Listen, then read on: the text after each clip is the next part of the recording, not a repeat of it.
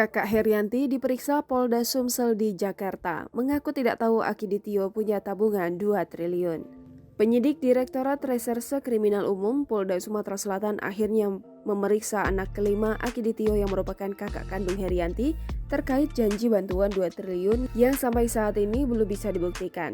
Pemeriksaan kakak Herianti ini dilakukan di Jakarta pada Senin 9 Agustus 2021.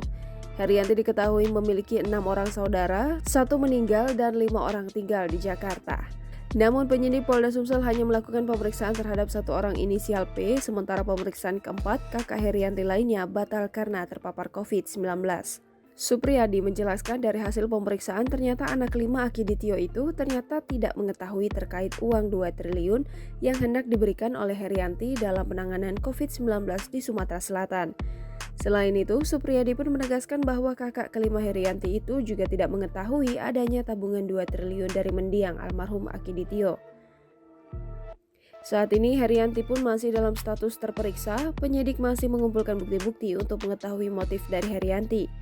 Namun, Supriyadi pun tak bisa membeberkan hasil tes kejiwaan Herianti yang dilakukan beberapa waktu lalu dikarenakan privasi seseorang.